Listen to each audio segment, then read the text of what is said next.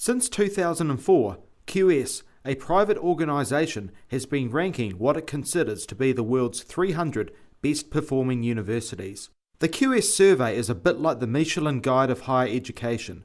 It awards up to 5 stars based on 8 criteria, including research quality, teaching quality, graduate employability, infrastructure, internationalisation, innovation and knowledge transfer. Amongst the 300 are 5 of New Zealand's tertiary institutions: Auckland, Canterbury, Otago, Victoria and Waikato universities. For a country our size, that seems pretty impressive, but over the last few years, our universities have been slipping down the tables. Take for instance the University of Auckland.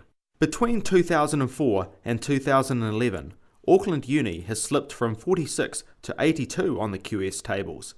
Another survey in the same time frame, the Times Higher Education Ranking, or THA, shows an even worse performance, with Auckland slipping from 67 to 145. Stuart McCutcheon, the Vice-Chancellor of Auckland University, has been in the papers. He's not surprised the slide hadn't been more pronounced, and he blames poor funding priorities by successive governments. I talked to his counterpart, Dr. Rod Carr, the Vice-Chancellor of the University of Canterbury, which was ranked at 189 but is now down to 212. He shared his thoughts on what these rankings say about our tertiary education system.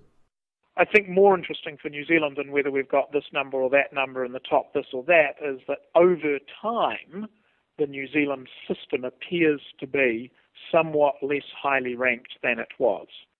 So what, you might think? On the surface, Dr. Carr says the rankings have grown in importance, helping attract international students and teaching staff. I think they become important because it's quite difficult for prospective students to judge a university from outside looking in. And so one way that judgments are made is to have a look at how many students want to go to the university. So that's the sort of restricted entry queue at the door. But another way, apart from being a graduate and recommending your kids go there, is to look at these kind of external reviews or league tables or lists as a substitute for being able to get information about the quality of the institution. Universities have 2 primary roles, teaching and research. Taking these factors into account is a big part of the surveys, but they also point to the overall health of our centres of learning, which doesn't look great. I suspect part of it is simply we're not prepared to make the investment in the university system that would enable us to invest in the research capacity that attracts the most able and published academic staff, that we're not as able to invest in the facilities that are attractive to the most able international students. We're not able to invest in the scholarships that attract the most talented students, and we leave ourselves exposed to other institutions in Australia and further beyond being able to offer, more apparent excellence than we are. But Dr. Carr says if we're to improve our universities, it won't come without financial and political costs. It will lead for the price of tuition to be higher. I don't think there's any doubt. If you allowed institutions more discretion, they would choose to raise their prices. And the government, because it wishes to provide access to the system not constrained by ability to pay, would then find itself having to choose how and who it would provide its financial resource and support to. And so it would be more likely to have to confront supporting students on the basis of financial necessity. And so it's got a current model which is broad-based, relatively general access with pretty general standard support for everybody. In essence, it's constrained as much as it can the current system. If we are going to have additional resources to improve the quality of research-informed teaching, then there has to be a higher price, and the government has to choose how it's going to direct its financial support. And that requires a fundamental rethink about the funding of the system. As it stands, the Vice-Chancellor says leaving the current system in place produces some pretty perverse outcomes. The question is, what are we prepared to pay for?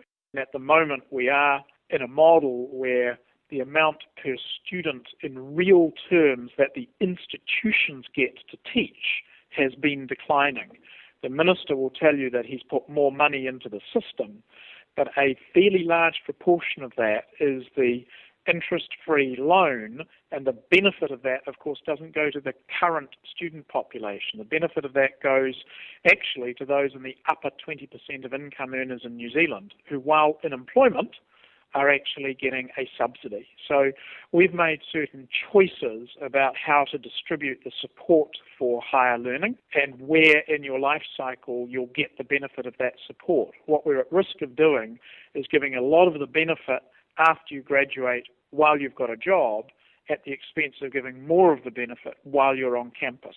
The issue won't go away. More and more New Zealanders are participating in tertiary education. As numbers and costs go up, can quality keep up?